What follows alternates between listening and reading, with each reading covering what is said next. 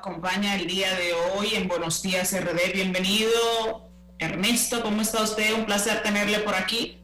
Buenos días, muchas gracias, como siempre, estar con ustedes. Estaba algo cuidadito usted escondido. Guardadito. Se está cuidando. Es lo que manda la época, ¿verdad? La situación.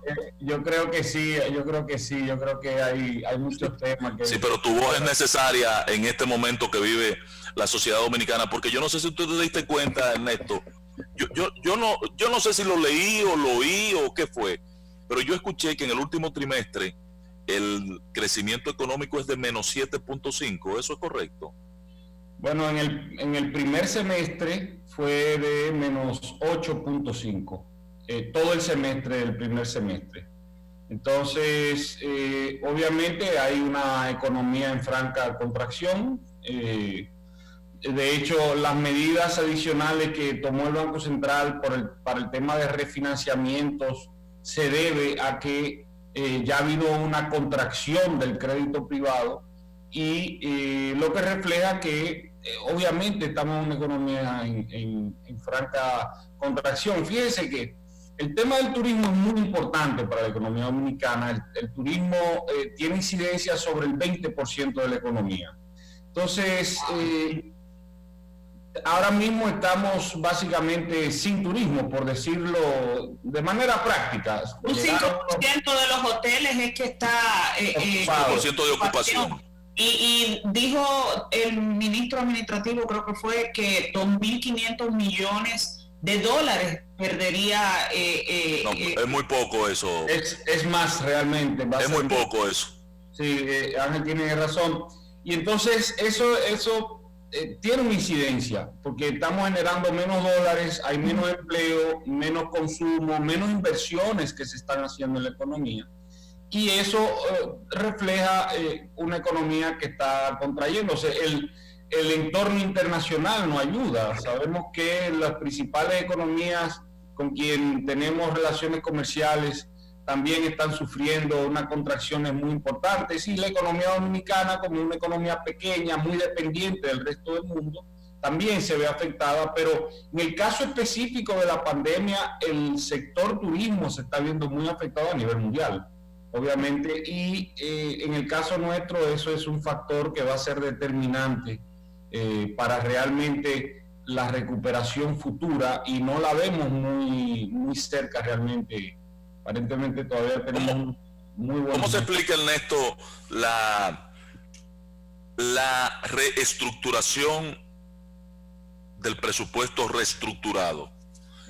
Con el proyecto que se presenta en el Congreso se está modificando el presupuesto modificado. Sí, se presenta un segundo presupuesto complementario a través de la Cámara del Senado, y ciertamente se aprobó el presupuesto del 2020, el original, a finales del año pasado. En junio se hizo el primer presupuesto complementario, y ahora hay un nuevo, y era natural, nosotros lo esperábamos, de hecho nosotros lo recomendamos, porque el de junio no fue muy transparente y dejó de reconocer cosas que ya la realidad nos estaba diciendo, pero además creo que era pertinente que unas nuevas autoridades pudieran poner sus prioridades, y esto se hace a través de los presupuestos. Entonces sí, esperábamos un presupuesto complementario como el que se pero los detalles, Ernesto, perdóname María, los detalles, Ernesto, porque el déficit que están presentando para terminar el año, que hay que financiar del presupuesto, déficit de recaudaciones, es una cosa astronómica, casi 300.000 millones de pesos.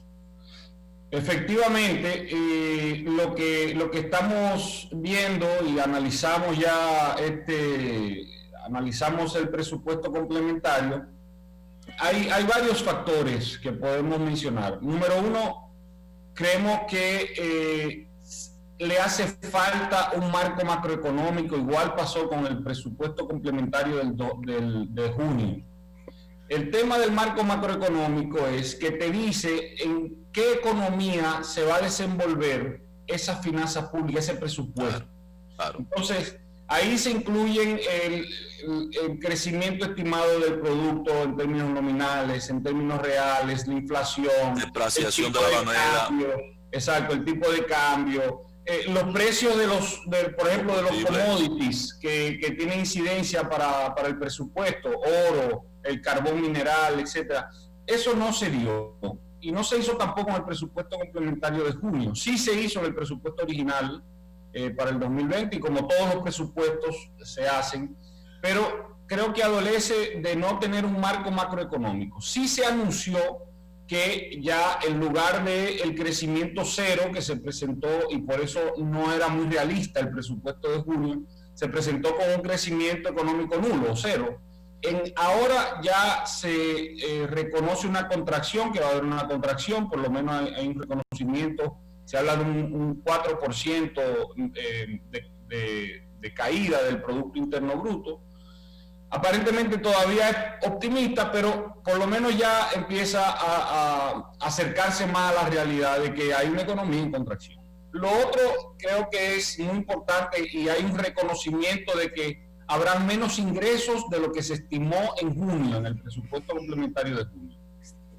Y aquí hay un reconocimiento de que van a haber 62,000 y tantos millones de pesos menos. De ingresos, en adición a lo que ya se había reducido. Que era estamos hablando, 170. Ángel, que en total va a haber reducción por unos 170,000 millones de pesos.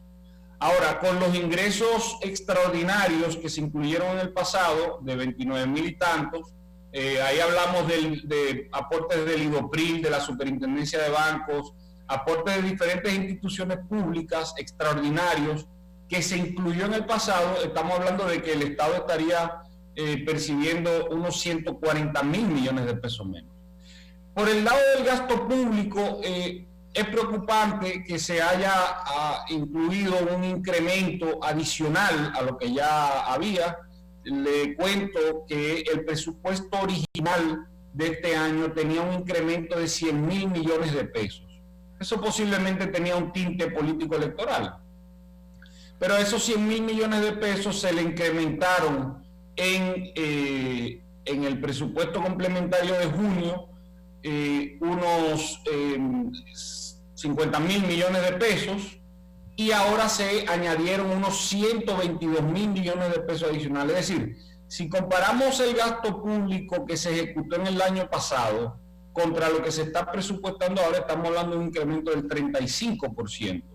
Eso parece exagerado, y el problema es que eso va a llevar a un déficit de 9.3% del Producto Interno Bruto. Es decir, hay mucho dinero que se va a requerir para financiar, mucho dinero de préstamos que se va a requerir para financiar este presupuesto, y los requerimientos de deuda de este año rondan los 10.500 millones de dólares. Eso no tiene antecedente, no hay precedente en la economía dominicana, cuando se va a tener que emitir deuda por más del 150% de las reservas internacionales. Yo sé que son temas un poco técnicos, pero lo que estoy diciendo lo has hecho muy entendible, y la verdad que es preocupante como lo dibujas. Sí, porque por un lado creo que hay un reconocimiento de que sí, estamos en una economía en contracción. Por otro lado, hay un reconocimiento de que realmente va a haber menores ingresos. Creo que eso es el reconocimiento, la sincerización de la finanza pública importante. Pero por otro lado, es muy preocupante que se esté planteando un incremento del gasto público que va a llevar a que vayamos a emitir 10.500 millones de dólares de deuda, que se van a poder emitir y colocar en los mercados internacionales porque hay un exceso de liquidez a nivel mundial. Pero el problema con esto es que ya para el año que viene los pagos de intereses van a seguir siendo más.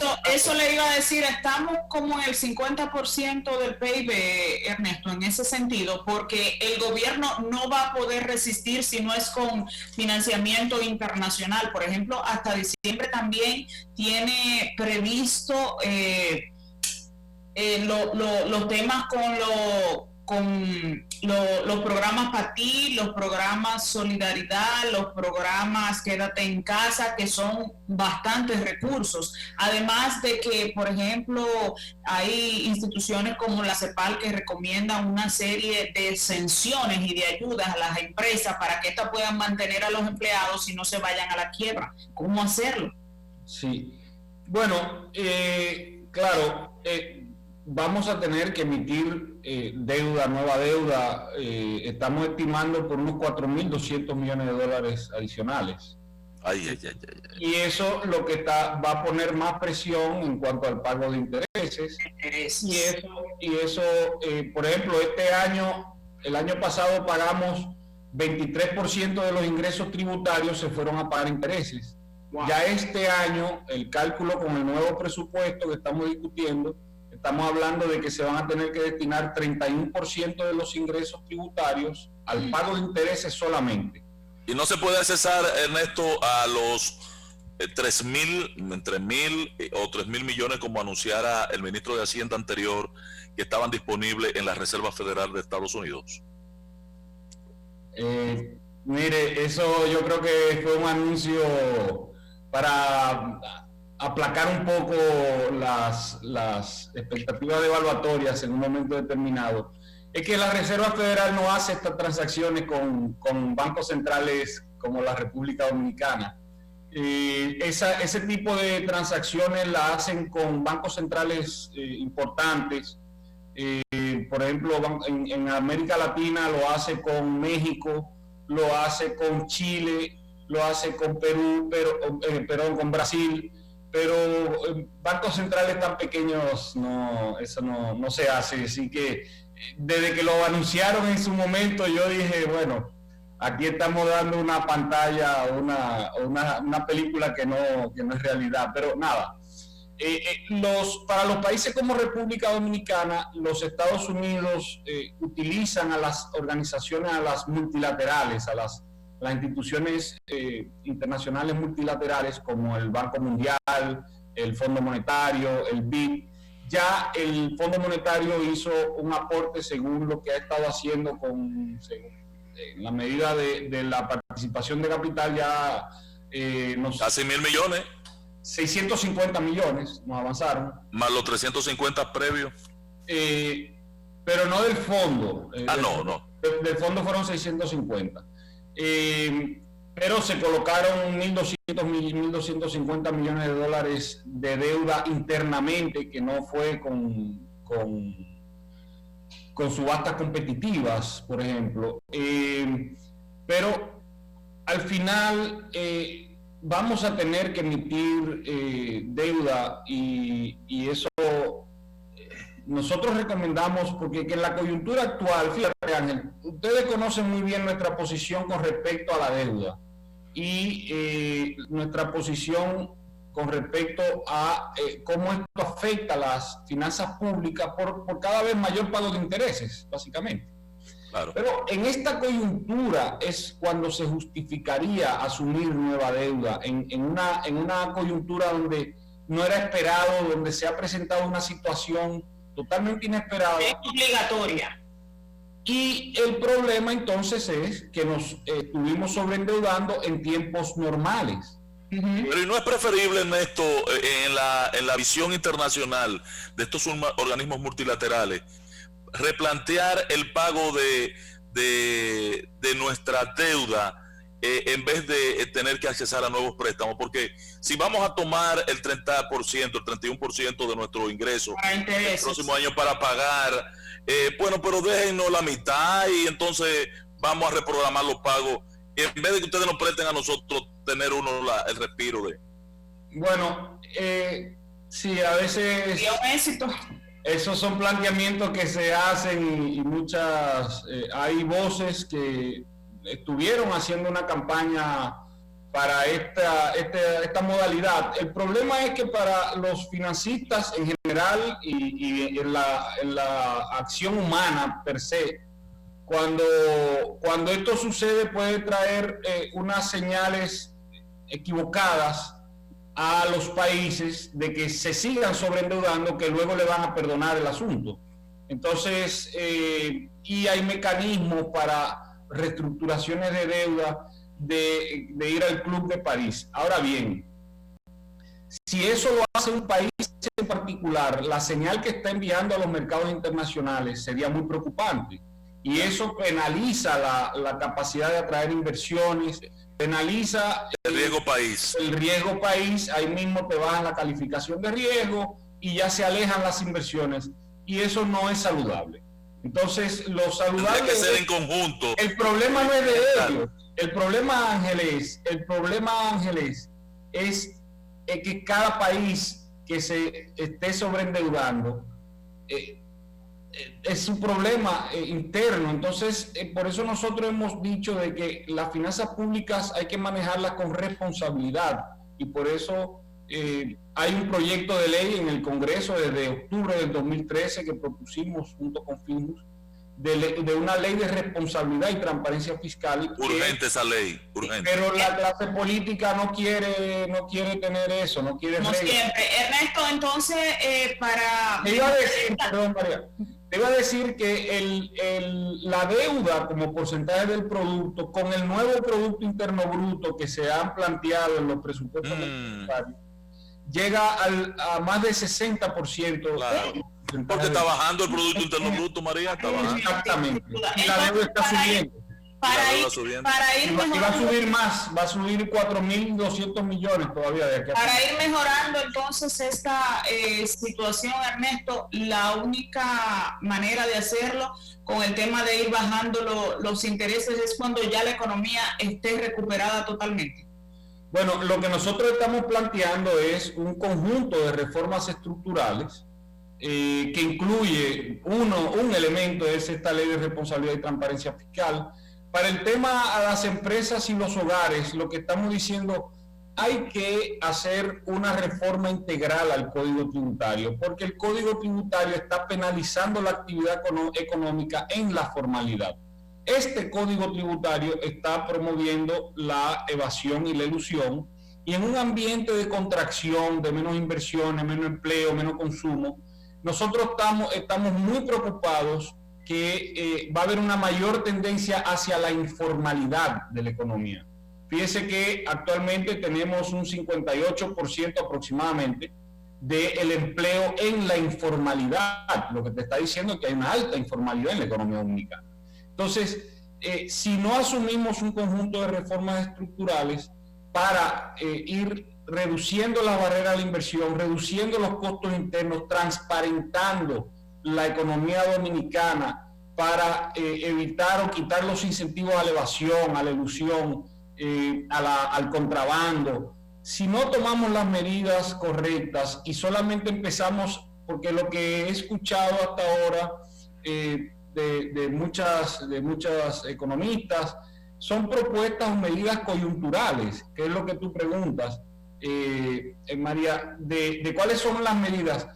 No son medidas de corto plazo, no es que vamos a tomar unas medidas y ya en 6 meses volvemos a lo normal. Eso no existe ya, hay un cambio fundamental que yo creo que debemos entender, y unos cambios estructurales que se están dando en la economía dominicana a raíz de todo esto, que van a requerir ahora más que nunca. Hemos propuesto un conjunto de reformas estructurales, pero ahora más que nunca se requieren unos cambios fundamentales en algunos aspectos. Y hemos hablado del tema fiscal, hemos hablado del sector eléctrico, las sedes están haciendo el sector completo insolvente, estamos hablando de una flexibilización del código laboral, porque ahora la gente trabajando en casa, cuando ya estamos en unos tratados de libre comercio que requiere flexibilización laboral.